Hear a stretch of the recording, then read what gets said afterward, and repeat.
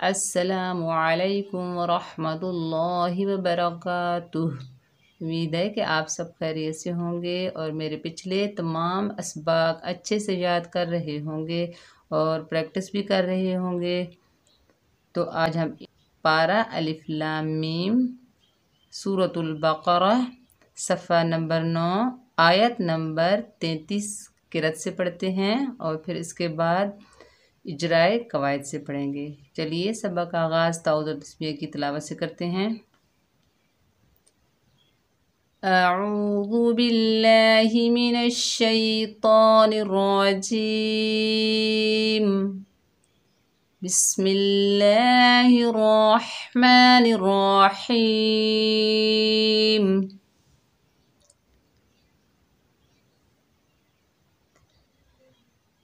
قال يا آدم أنبئهم بأسمائهم فلما أنبأهم بأسمائهم قال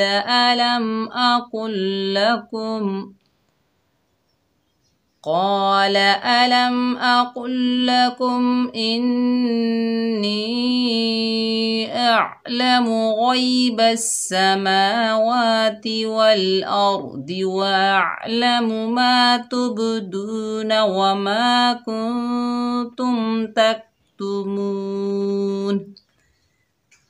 चलिए इजराए कवायद से पढ़ते हैं।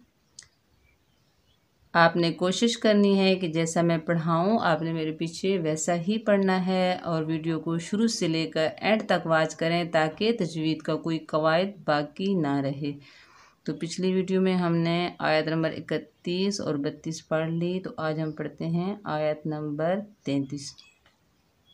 चलिए देखिए, क़ाफ के ऊपर ज़बर है, आगे अलिफ खाली है, ये अलिफ मद्दा है, इसको एक अलिफ की मिकदार खींचकर पढ़ेंगे और क़ाफ जो है हुरूफ़ मुस्ताला में से है तो हम इसको मोटा पढ़ेंगे। क़ा, लाम के ऊपर ज़बर है, बगैर खींचे पढ़ेंगे ला। क़ाला, हमज़ा के ऊपर या के ऊपर खड़ा ज़बर है और ऊपर छोटी मद है तो ये मद्दे मुनफसिल है। मैंने आपको समझाया है कि मद्दे मुनफसिल यानी छोटी मद जो होती है वो दो कलमों के दरमियान आती है। जैसे या अलहदा कलमा है, आदमा अलहदा कलमा है, तो ये दो कलमों के दरमियान आ रही है तो ये मद बनेगी मद्दे मुनफसिल जायज़। ठीक है, इसको 3 अलिफ की मिकदार खींचकर पढ़ेंगे। या, हमज़ा के ऊपर खड़ा ज़बर, एक अलिफ की मिकदार खींचकर पढ़ेंगे। आ, दाल के ऊपर ज़बर, मीम के ऊपर पेश, दोनों को बगैर खींचे पढ़ेंगे। क़ाल या आदमु, आगे देखिए हमज़ा के ऊपर ज़बर है, आगे नून साकिन है। ठीक है, नून साकिन के बाद बा आ रहा है तो यहाँ पर इकलाब का कायदा होगा। इकलाब के क्या मानी है? बदलना। देखिए, नून साकिन को मीम में बदल कर इकलाब यानी इख्फा शफवी के साथ पढ़ेंगे। कायदा क्या होगा? कायदे का नाम है इकलाब, यानी नून की आवाज़ को मीम में बदल कर पढ़ना। लेकिन इसे पढ़ेंगे कैसे? इख्फा शफवी के साथ, यानी इख्फा करेंगे, नून की आवाज़, नून का कुछ हिस्सा ज़ाहिर होगा और कुछ हिस्सा छुपा हुआ होगा, ये तो हो गया इख्फा। तो शफवी इसलिए बोलते हैं कि बा और मीम जो हैं होंठों से अदा होते हैं तो इसलिए इनको शफवी कहते हैं। यहाँ पर इख्फा शफवी होगा। इख्फा शफवी कैसे करेंगे? होंठों की नरमी से अदा करेंगे और होंठों में बारीक झरी रखेंगे। कैसे? बा के नीचे ज़ेर है, आगे हमज़ा साकिन है, बा को हमज़ा से मिलाएंगे और साकिन हमज़ा को हमेशा झटका से पढ़ा जाता है। बी, बी, हा के ऊपर पेश है, आगे मीम साकिन है, हा को मीम के साथ मिलाकर पढ़ेंगे। बी हम, देखिए मीम साकिन के बाद बा आ रहा है तो यहाँ पर क्या होगा? इजहार शफवी का कायदा होगा। ठीक है, क्या होगा? यहाँ पर क्या होगा, मीम साकिन के बाद जब मैंने आपको बताया है कि मीम के 3 अहकाम हैं। जब मीम के साकिन के बाद मीम मुशद्दद आ जाता है तो इदगाम शफवी होता है। जब मीम साकिन के बाद हर्फ बा आ जाता है तो इक्फा शफवी होता है। जब मीम साकिन के बाद 26 हरूफों में से कोई हर्फ आता है तो इजहार शफवी होता है। ठीक है, तो यहाँ पे क्या करेंगे, इक्फा शफवी करेंगे। ठीक है, तो मीम साकिन के बाद हर्फ बा आ रहा है तो यहाँ पर इक्फा शफवी होगा। होंठों में बारीक झरी रखकर होंठों की नरमी से अदा करेंगे। ठीक है, ये आपने जहन में रखना है कि यहाँ पे भी मैंने इक्फा शफवी बोला, यहाँ पे भी मैंने बोला, लेकिन यहाँ पे नून साकिन के बाद बा आया तो नून की आवाज़ को हमने मीम में बदलकर इकलाब का कायदा हुआ और इक्फा शफवी के साथ पढ़ा। तो यहाँ पर मीम साकिन के बाद हर्फ बा आया तो हमने इक्फा शफवी के साथ पढ़ा। ठीक है, ये आपने जहन में कायदों को रखना होगा, तभी आपको समझ आएगी। बी हम, बा के नीचे जेर बगैर खींचे पढ़ेंगे बी। हमजा के ऊपर ज़बर है, आगे सीन साकिन है, हमजा को सीन के साथ मिलाएंगे। साकिन हर्फ जो होता है हमेशा एक मरतबा पढ़ा जाता है, यानी सीन के ऊपर जज़म है। जज़म का काम क्या है, मिलाना। तो हमजा को सीन से मिलाएंगे, सीन सख्ती और सीटी वाला हरूफ है। अस बी अस, मीम के ऊपर ज़बर है, आगे देखिए बड़ी मद आ रही है। तो बड़ी मद की निशानी क्या होती है, कलमा एक होता है और हरूफ मदा के बाद उसी कलमा में हमज़ा असली आ जाता है तो वहाँ बड़ी मद बनती है, मद्दे मुत्तसिल वाजिब। इसको 5 अलिफ की मिकदार खींच कर पढ़ेंगे। ठीक है, बी अस्मा, हमज़ा के नीचे ज़ेर है, बगैर खींचे पढ़ेंगे ई। हा के नीचे ज़ेर है, आगे मीम साकिन है, हा को मीम से मिलाएंगे हिम। बी अस्मा ई हिम। देखिए आगे जिम आ रहा है, ये वक्फे जायज़ की अलामत है। यहाँ पर वक्फ करेंगे यानी ठहरेंगे, सांस लेंगे, रुकेंगे। ठीक है, तो आगे क्या है, फ़ा के ऊपर ज़बर बगैर खींचे पढ़ेंगे फ़ा। लाम को मीम साकिन मीम मुशद्दद के साथ मिलाकर पढ़ेंगे। मीम मुशद्दद में हमेशा एक अलिफ की मिकदार गुन्ना होता है, जैसे फ़लम। मीम के ऊपर ज़बर है लेकिन आगे अलिफ के ऊपर छोटी मद आ रही है तो यहाँ मद बनेगी मद्दे मुनफसिल जायज़। तो इस मद को 3 अलिफ की मिकदार खींच कर पढ़ेंगे फलम। हमज़ा के ऊपर ज़बर है, आगे देखिए जो पीछे वाला कायदा है फिर आ रहा है। हमज़ा के ऊपर ज़बर, नून साकिन के बाद बा आया था तो ये बिल्कुल वही कायदा है। हमज़ा के ऊपर ज़बर है, आगे नून साकिन है तो यहाँ पर इकलाब का कायदा करेंगे, यानी नून की आवाज़ को मीम में बदल कर पढ़ेंगे। ठीक है, यहाँ कायदा तो है इकलाब का, लेकिन उसे पढ़ेंगे कैसे, इक्फा शफवी से पढ़ेंगे, यानी इक्फा करेंगे, होंठों की नरमी से अदा करेंगे, होंठों में बारीक झरी रख कर पढ़ेंगे। जैसे बिल्कुल बिल्कुल होंठों को मुकम्मल नहीं मिलाना, नहीं करना, ताकि नाक में आवाज़ इतनी ना जाए, क्योंकि जो होता है ना इक्फा, उसमें नून का कुछ हिस्सा ज़ाहिर होता है और कुछ हिस्सा छुपा हुआ होता है। बा के ऊपर ज़बर बगैर खींचे पढ़ेंगे बा। हमज़ा के ऊपर ज़बर बगैर खींचे पढ़ेंगे आ। बा। हा के ऊपर पेश, आगे मीम साकिन है, हा को मीम के साथ मिलाएंगे, सेम पीछे वाला कायदा आ रहा है। ठीक है, तो यहाँ पर इक्फा शफवी होगा, मीम साकिन के बाद बा आ रहा है तो इक्फा शफवी से पढ़ेंगे, होंठों में बारीक झरी रखेंगे, होंठों की नरमी से अदा करेंगे। ठीक है, यहाँ पर भी वही कायदा है, यहाँ पर भी, लेकिन यहाँ पर इकलाब है, यहाँ पर इक्फा शफवी है, यहाँ पर नून का कायदा है, यहाँ पर मीम का कायदा है।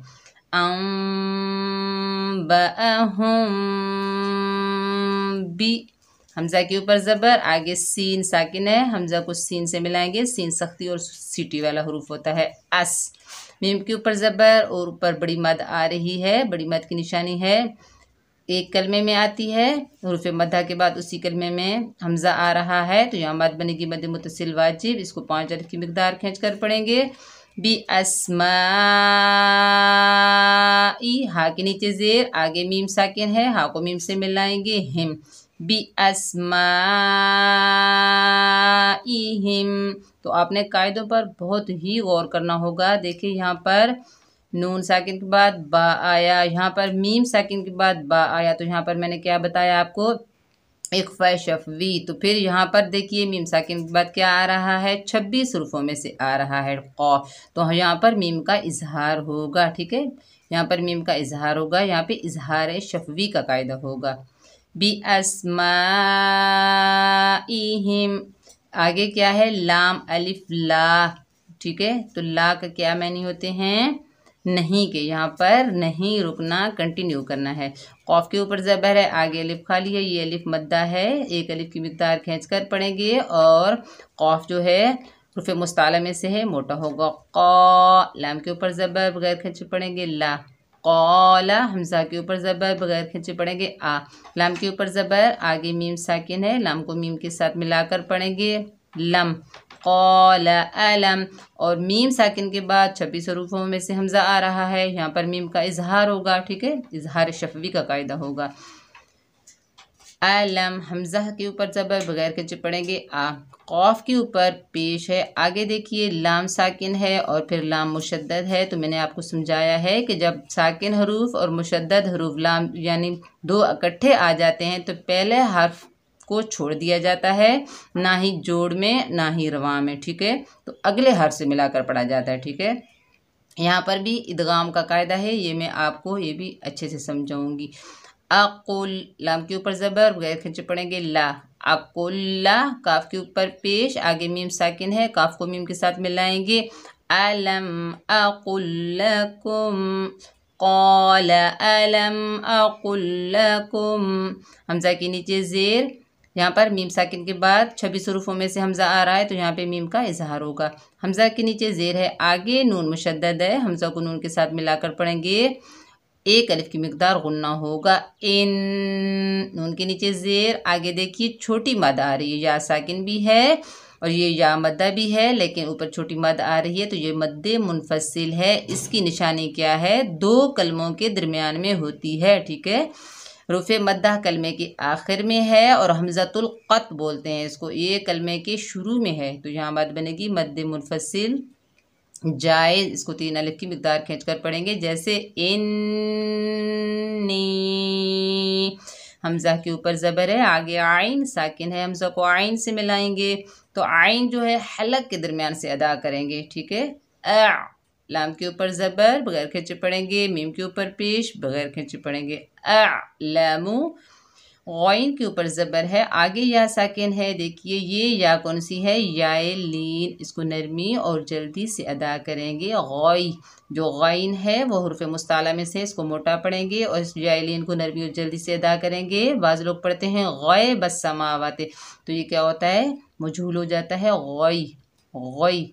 बा के ऊपर ज़बर, आगे सीन मुशद्दद है, बा को सीन से मिलाएंगे और सीन सख्ती और सीटी वाला हरूफ है तो बीच में हमज़तुल वसल आ रहा है, तो इसके ऊपर कुछ भी नहीं है, मिलाने की सूरत में हज़फ हो जाएगा। बस गौई बस, सीन के ऊपर ज़बर बगैर खींचे पढ़ेंगे सा, गौई बस सा।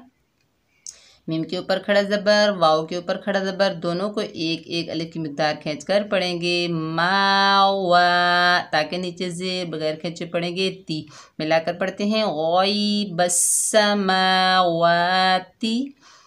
वाव के ऊपर ज़बर, आगे लाम साकिन है, वाव को लाम से मिलाएंगे, बीच में मिलाने की सूरत में हमज़तुल वसल हज़फ हो जाएगा। वल, हमज़ा के ऊपर ज़बर, आगे रॉ साकिन है, हमज़ा को रॉ से मिलाएंगे और रॉ जो है पुर पड़ी जाएगी। वल और द्वाद के नीचे ज़ेर, द्वाद हुर्फ़े मुस्ताला में से मोटा पड़ा जाएगा। वल और दी, आगे फिर लाम अलिफ आ रहा है, यानी यहाँ पर नहीं रुकना, वक्फ नहीं करना, कंटिन्यू करना है। वल और दी, वाव के ऊपर ज़बर बगैर खींचे पढ़ेंगे वाह, होंठों की ना तमाम गुलाई से अदा करेंगे, वाव को होंठों को गोल करके अदा होगा। हमज़ा के ऊपर ज़बर, आइन साकिन है, हमज़ा को आइन से मिलाएंगे, साकिन हर्फ एक मरतबा पढ़ा जाता है। लाम के ऊपर ज़बर, मीम के ऊपर पेश, दोनों को बगैर खींचे पढ़ेंगे। वअलमु, मीम के ऊपर ज़बर, आगे अलिफ खाली है, ये अलिफ मद्दा है, एक अलिफ की मिक़दार खींच कर पढ़ा जाएगा। मा, ता के ऊपर पेश, बा साकिन है, ता को बा से मिलाएंगे تو میں نے قلقلہ کے 3 مراتب آپ کو بتائے ہیں، انشاءاللہ تعالی ڈیٹیل میں بھی بتاؤں گی کہ یہ تلاوت کے دوران جو قلقلہ آتا ہے اسے قلقلہ صغریٰ کہتے ہیں، چھوٹا قلقلہ، ٹھیک ہے۔ با جو ہے حروف قلقلہ میں سے آ رہا ہے، جنبش پیدا ہوگی اس کو ادا کرتے ہوئے، ٹھیک ہے، ڈبل ساؤنڈ آئے گا۔ تب، ما تب، دال کے اوپر پیش، واو ساکن ہے، واو مدہ ہے، ایک الف کی مقدار کھینچ کر پڑھیں گے، دو، نون کے اوپر زبر، بغیر کھینچے پڑھیں گے، نا، وَأَعْلَمُ مَا تُبْدُونَ، واو کے اوپر زبر، بغیر کھینچے پڑھیں گے، وا، میم کے اوپر زبر، آگے الف خالی ہے، یہ الف مدہ ہے، ایک الف کی مقدار کھینچ کر پڑھیں گے، وَمَا، کاف کے اوپر پیش، آگے نون ساکن ہے، کاف کو نون کے ساتھ ملا کر پڑھیں گے۔ تو نون ساکن کے بعد دیکھیے کون سا حروف ہے، تو حروف اقفا کے 15 حروفوں میں سے تا آ رہا ہے، اور تا باریک حرف ہے، تو قلقلہ بھی اقفا بھی باریک ہوگا، جیسے تو میں نے آپ کو اقفا کرنا بتایا ہے کہ اس میں نون کا کچھ حصہ ظاہر ہوتا ہے اور کچھ حصہ چھپا ہوا ہوتا ہے، ٹھیک ہے، اس کو غنّے کی طرح نہیں کرتے، ٹھیک ہے، اقفا علیحدہ ہوتا ہے، اقفا کی آواز ڈیفرنٹ ہوتی ہے اور غنّے کی آواز بھی ڈیفرنٹ ہوتی ہے، آپس میں ملتے نہیں ہیں۔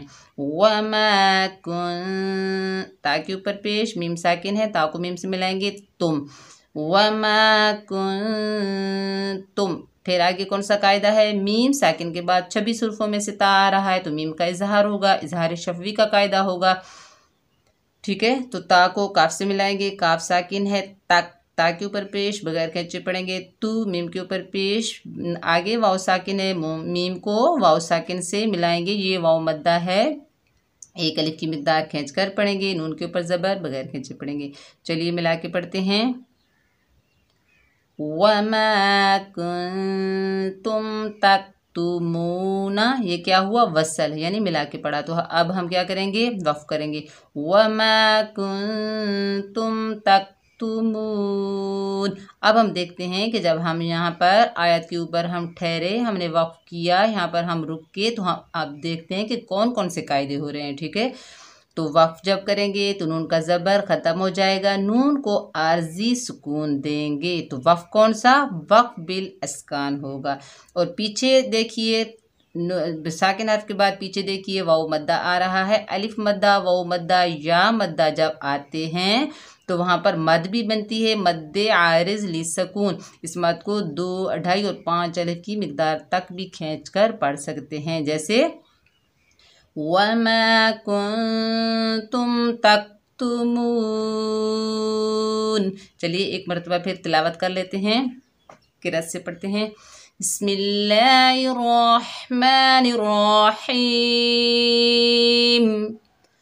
قال یا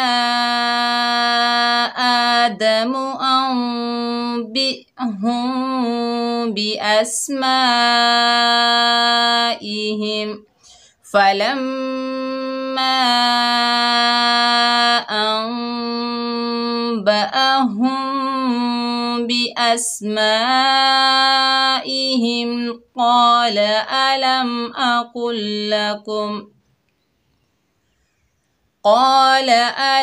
أَقُل لَّكُمْ إِنِّي أَعْلَمُ غَيْبَ السَّمَاوَاتِ وَالْأَرْضِ وَأَعْلَمُ مَا تُبْدُونَ وَمَا كُنْتُمْ تَكْتُمُونَ۔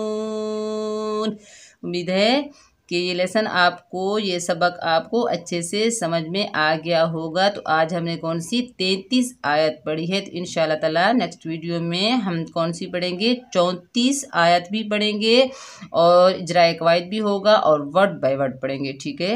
تو آپ بار بار پڑھنا ہے، آپ نے جیسے میں پڑھاؤں اپنے ویسے ہی پڑھنا ہے، اور ویڈیو کو شروع سے لے کر اینڈ تک واچ کریں تاکہ تجوید کا کوئی قواعد باقی نہ رہے اور آپ کو اچھے سے سمجھ میں آ جائے، ٹھیک ہے۔ پریکٹس کریں، بار بار پڑھیں اور دعاؤں میں یاد رکھنا ہے آپ نے مجھے۔ ملتے ہیں نیکسٹ ویڈیو میں۔ السلام علیکم ورحمۃ اللہ وبرکاتہ۔